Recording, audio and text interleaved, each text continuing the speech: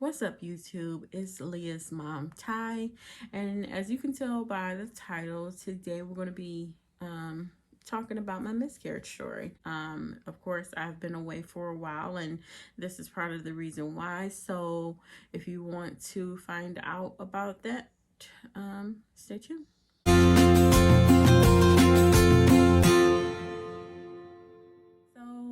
So let me start by saying thank you all for all the new subscribers. I have been absent from the channel for a number of reasons, but the main reason, which is what I'm talking about today, is because I had a miscarriage, and more specifically, a blighted ovum. If you don't know what a blighted ovum is, it is when your egg is fertilized by the sperm and it implants into your uterus, but at a very early stage, the baby stops developing. So you might even develop to where you have a yolk sac, but no fetal pole. A fetal pole is the baby. And in my case, there was a sac with a gestational sac with no yolk sac or fetal pole. So let me jump into the story. I will go back for those of you that are new. I am TCC, trying to conceive baby number 2. Me and my husband have been trying to have baby number 2 for 2 years now, 2.5 years now, 2.5 years in June. Not cycle day, 11 DPO. I tested early and got a very faint positive. I was like, you could have just picked my face up off the floor. I just 2 days before, which made me test early, is I had a little bit of cramping, and it coincided with like hip pain. So I couldn't tell if I was like cramping, and because my hip was hurting so bad, and I couldn't really figure out. I've never hurt my hip, never had any problems before with my hip, and it just suddenly started hurting, and I was trying to figure that out. And at the same time, I felt what felt like cramping, but it was very light, and I couldn't even really distinguish it between the pain and my hip. And I'm like getting excited. I'm like, yes, this could be it. But I was like, I'm gonna wait till 14 DPO, the day of my missed period, and I'm gonna test then. 2 days later, that's how far I got. 2 days, 11 DPO, and I was like, nope, can't do this no more. I woke up 11 DPO and took 2 tests, and both of them came up with a line, and I was freaking out. And I didn't videotape it or anything because I was looking ahead. I didn't think it was going to be positive. For 2.5 years, no positive, no faint lines, no chemical pregnancy. Like, there has never been a line in 2.5 years, nothing. And this line at 11 DPO was not a line I needed to overexpose, put a flashlight to. It was a legit line. It was faint, but it was there. I did not need to squint. I did not need to turn upside down. And I didn't have to do no tricks. It was there, y'all. And I'm like, I was just flabbergasted. There was no, I couldn't even, like I said, you could have picked my face up off the floor. I immediately went back into my bedroom, woke up my husband, because it was like 7:30 in the morning. Did not care. It was 7:30 in the morning on a Saturday. Did not care. Woke him up, like, put your glasses on. Look at this. Do you see a line? There was no cute, how I told my husbands, like, I told him cute when Leah was born. I mean, when I was pregnant with Leah. I didn't have time for that this time. All I knew is that I saw a line, and I needed him to see the line too. So he's like, I see it, but it's not very dark, and they don't understand the nuances of, it doesn't have to be a stark raven line. If it's a line, you're pregnant. And I knew I was like 3 days early before my missed period, so I was finding out pretty early. So I explained that to him. We were over the moon excited, just so happy. That was a Saturday. my period was due on that Tuesday. That Tuesday was a holiday. It was the weekend of the holiday. This was at the end of May. And so when that Tuesday, the REI's doctor, no one was there. They only the front desk people, and of course they can't like put in orders. So the next day I called, I got my blood drawn. My HCG level was 129. 2 days later, I got my HCG drawn and it was 290. So it had more than double. I was over the moon. Like, I felt like, oh, it doubled. Like, that's what it's supposed to do. And, you know, I felt like I could sigh. I had a sigh of relief right then and there. And so he told the nurse to tell me he wanted me to come in, the REI doctor, reproductive endocrinologist, if you didn't know what that meant, to come in the next week. Tuesday that I came in was 5 weeks, 6 days. So I go in, they do a transvaginal ultrasound, and you know, while he's doing his thing, I'm talking to his medical assistant. Now I used to work at this office a while back, so I know this REI doctor and I know the medical assistant. We're really she's a really good friend of mine, and you know, we're kicking it, shooting the breeze while he's what I thought was measuring. It didn't even occur to me that there was a problem why he was taking so long. I thought he just was doing measurements while we were talking. But you know, we had been talking for a while and he still hadn't said anything. And then he turns to me and he's like, I don't see any baby in your uterus. And I'm like, I couldn't even process it. I'm like, what?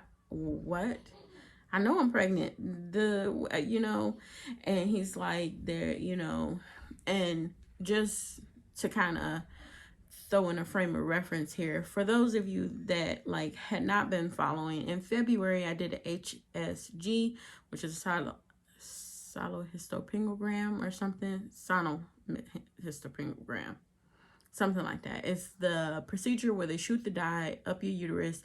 It's supposed to flow through your tubes to show that they're patent. Patent means that both of them are open. In my case, my left tube had delayed spillage, which means that it was blocked, but after them pushing the iodine in, the contrast in, that it opened up and that the right tube was blocked. And so immediately him saying he did not see a baby started me to freak out, because I only have one good tube, and maybe they didn't get the spillage all the way through.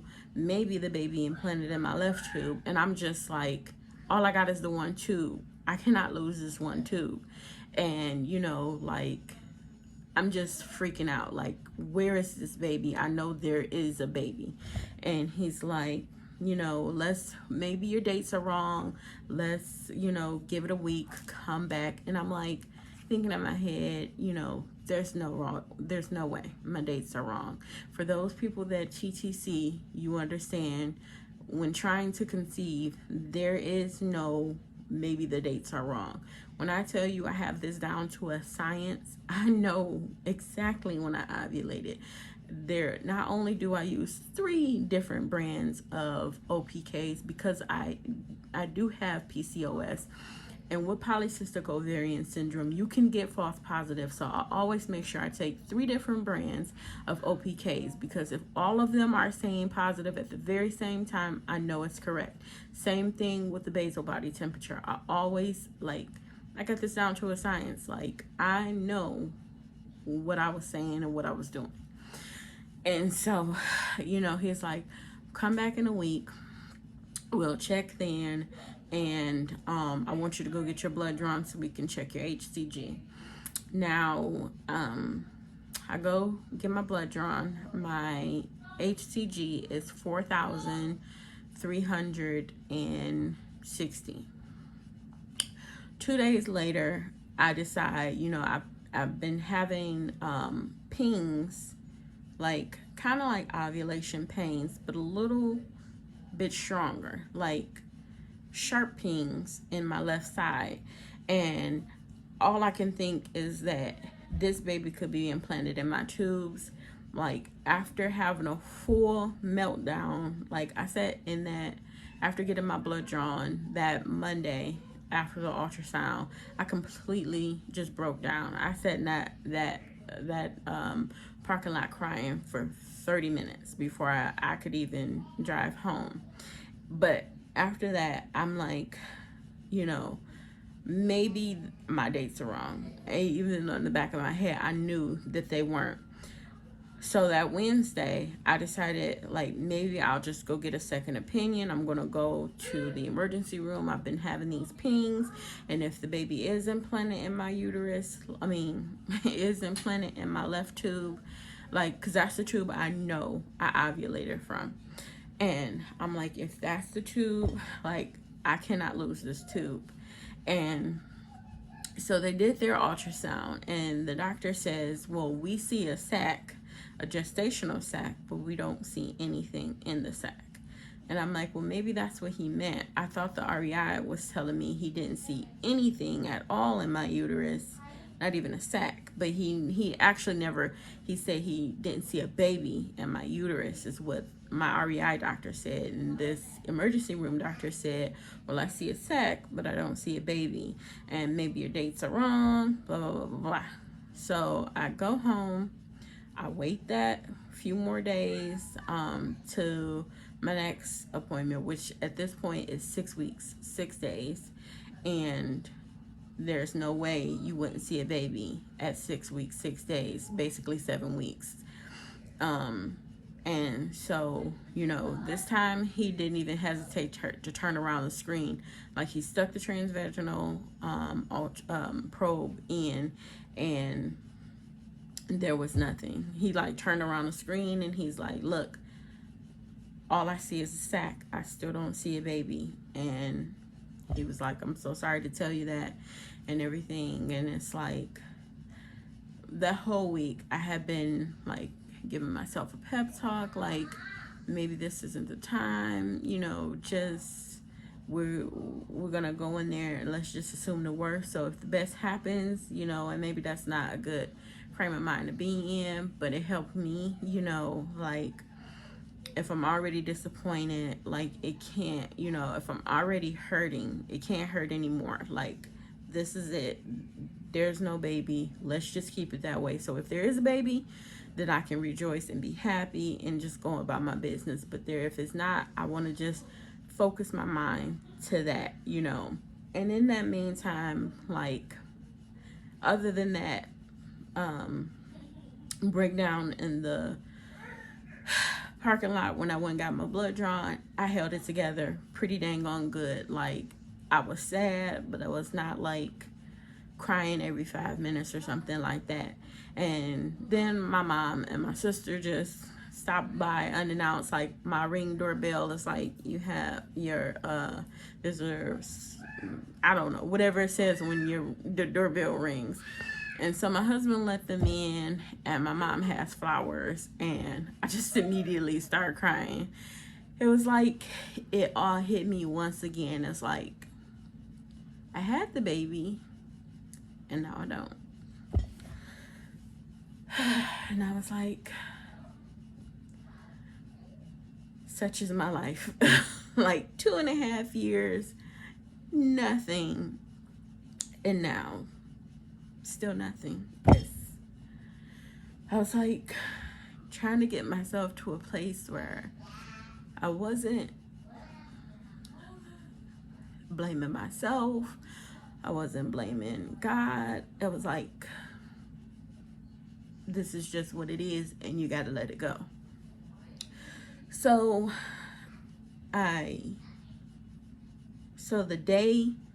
day he said, these are your choices. You can let this happen naturally, which it wasn't going to be anytime soon. My numbers were rising, even though they weren't rising, like doubling. They were still rising at a rate to where they shouldn't be if there was, the baby had stopped developing. And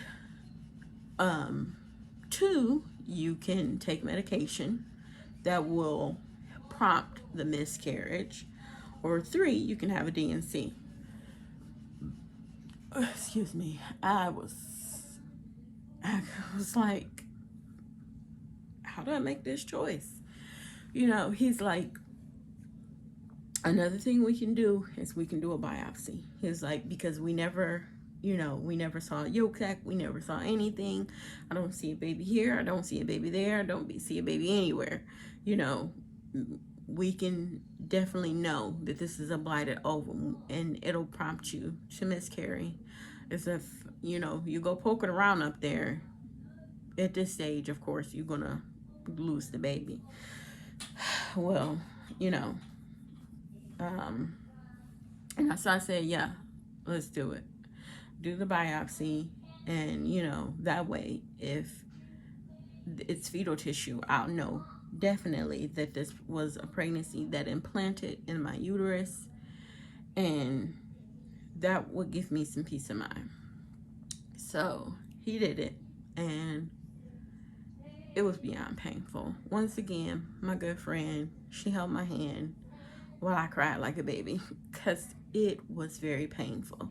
So you get physical pain and emotional pain, and it's like swirling. Like, you can't even pick which one hurts more. So he did it. He went in quite a few times at different angles with the I forget the name. Leah's in there singing. And he, you know, I don't know what it's called at the moment. I'm drawing a blank, but it's essentially, it collects the tissue. He put it in the little container, he sent it off, and I left. The next day was horrible because I was miscarrying. I started to cramp unbelievably hard. It hurt so bad. Like, I was getting ready for work, and I just had to sit down and like focus on nothing. I was just staring into the wall, and I'm like, I gotta go to work. I just gotta go. So I powered through the pain. I popped some Motrin, and I went to work. Cramping and bleeding. The bleeding was not super heavy. This is the part where it's about to get a little bit TMI, so excuse me.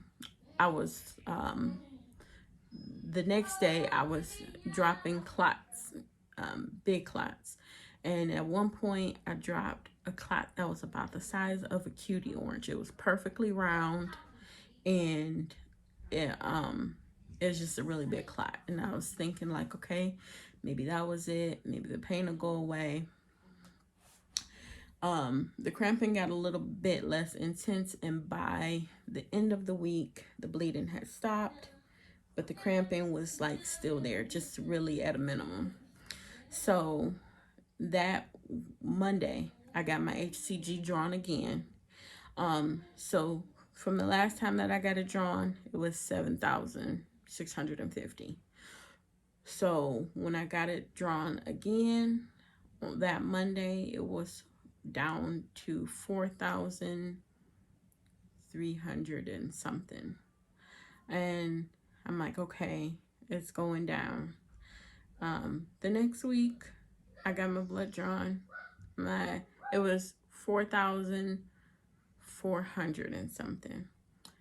4,400 and something. The next week, I got my blood drawn. It was 4,200 and something. So it hadn't even gone down 200. And I just immediately got pissed off. Like, not only did I go through this, all the pain, the physical pain, the emotional pain, and you mean to tell me I'm still, like, the HCG is still not gone? Like, I guess I assumed it was supposed to just drop, like, somebody pulling the rug out from under you, just like drop. And I called my doctor and I'm like, I can't do this. I know if it's dropping this slowly that I didn't miscarry all the way. I just want a DNC. I want to get it over with. I just forget being natural, forget everything. I just want it to be over so I can have peace of mind. I prayed about it and I just asked God to just give me peace, because at that point, the anger I was feeling was overriding, like my sadness, overriding everything. And I was just angry because I'm like, why? Why me? Why now? Like, over 2 years, and this is how far I get, only to just be here.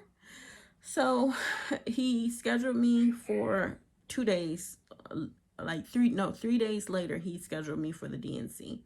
They made me go get COVID tested before I can do that. And then when he came in the day of my DNC, he was like, again, now he's not like being a douche or anything like that.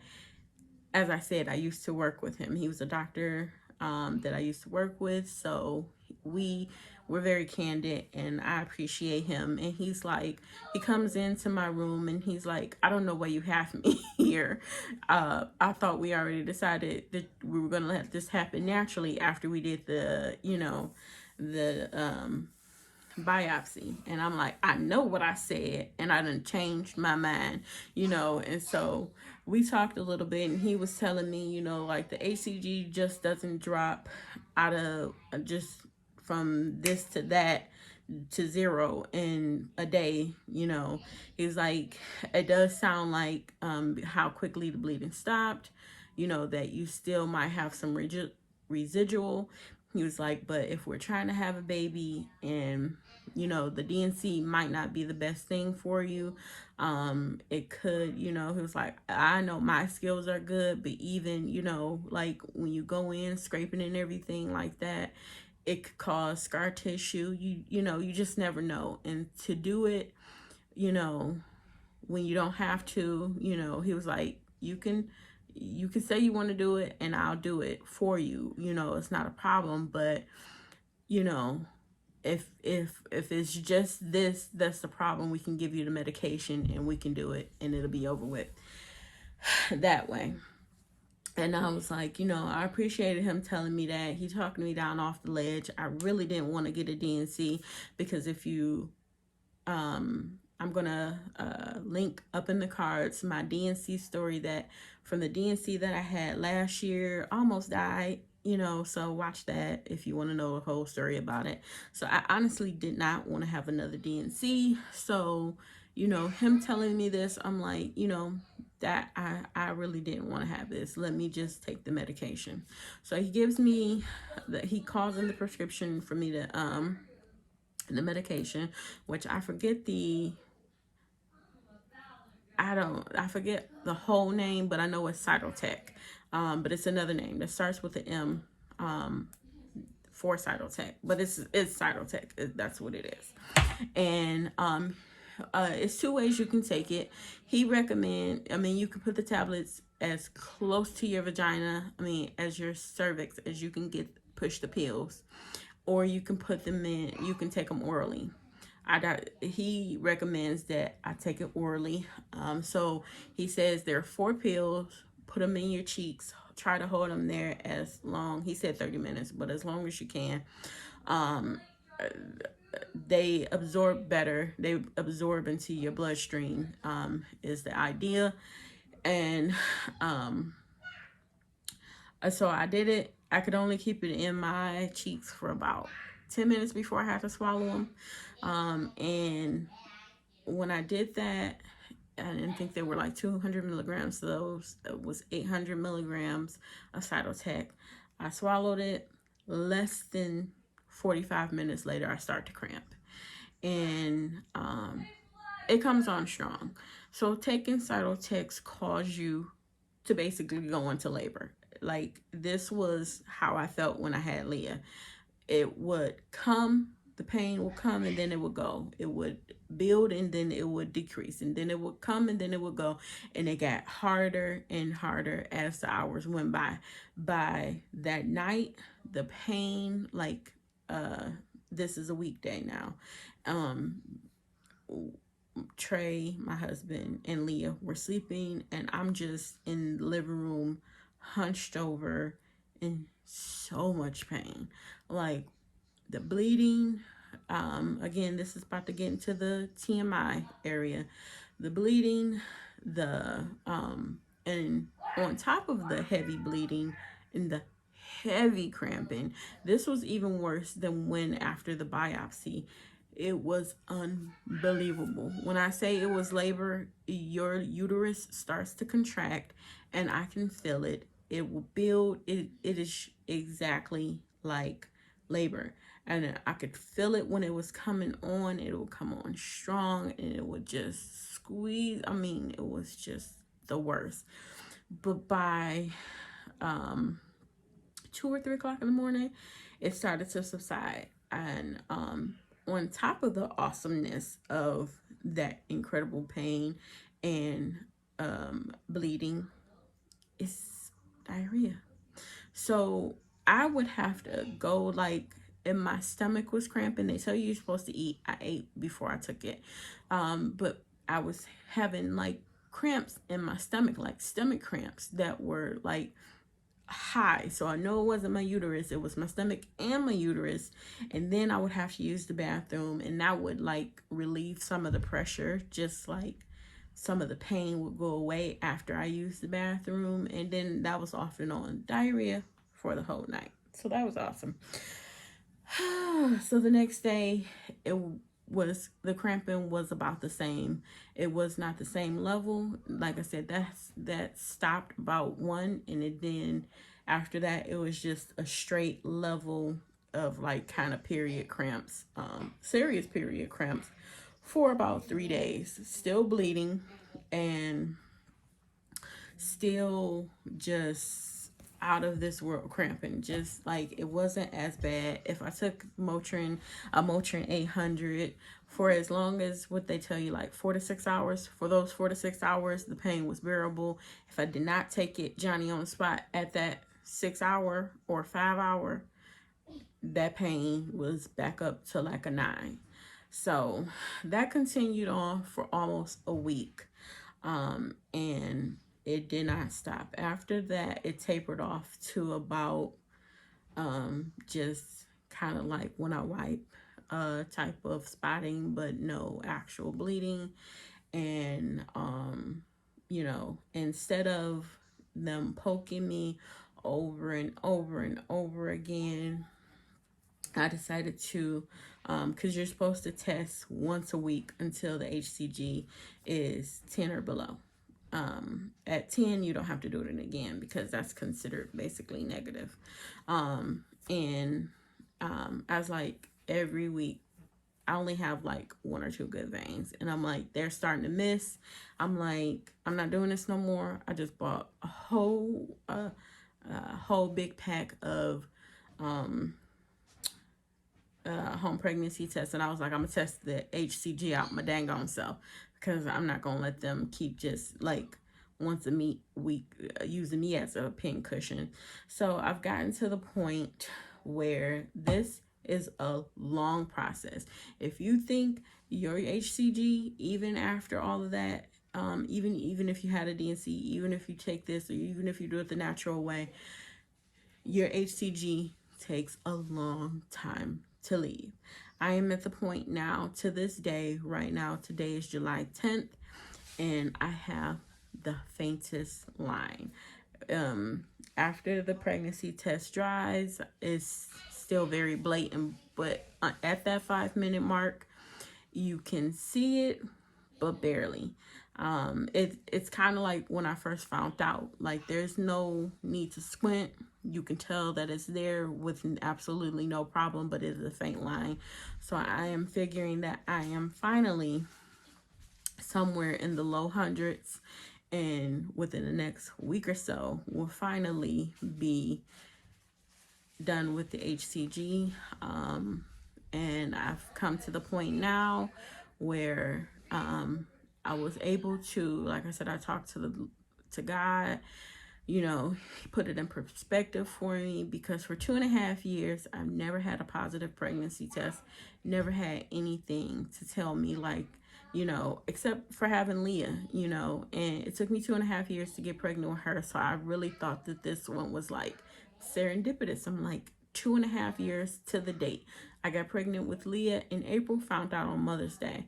And it's like the timeline was all the exact same. And I'm like, you know, but what he showed me is that I could get pregnant. This one too, that's all I needed. And even though it didn't happen this time, you know, I felt like this was his way of telling me, like, don't be discouraged. You know, this is not the time, but I want you to know that this can happen. So it was all about rationalizing it in my head. And as sad I am sometimes that, you know, I won't be having a baby on my birthday, because that was the due date. Like 2 days after my birthday, actually. I'm just, you know, taking it one day at a time, and have that amazing little girl in there to help make it easier. And I have an amazing husband that has helped me through this, and awesome family too. And I just wanted to share this experience with you guys, because I've watched a lot of these videos, and if you're going through this, I'm so sorry this happened to you. And I pray for peace and understanding over your life, because it was really hard, really hard for me to come to a point to where I have peace. But now that I have it, I just wanted to share it with you guys to let you know that I'm still here. You know, I don't post as much because in my master's, I'm getting my master's in business administration, and this MBA program is kicking my behind. So, and all the things that I'm still going through, I still had class, and I still had Leah, and need to take care of home. So I won't be posting as regularly as I used to. I just really wanted to let you guys know where I've been and share this story for all the women that may be going through this and want to know, you know, the process and everything like that. And I'm healing, and I'm feeling so much better. And these is weeks out now. I think 3 weeks post from when I started to miscarry, and I still have HCG. I still have sore boobs, and I still have headaches every now and again. But other than that, you know, there is light at the tunnel, and we will get our rainbow babies for all us moms out here TTC. And I appreciate you guys watching my videos. But if you have any questions, comment down below. Give this video a thumbs up, and thank you guys for watching. I ask for you guys to pray for me and my family and my uterus. I love you guys. Baby, to you all.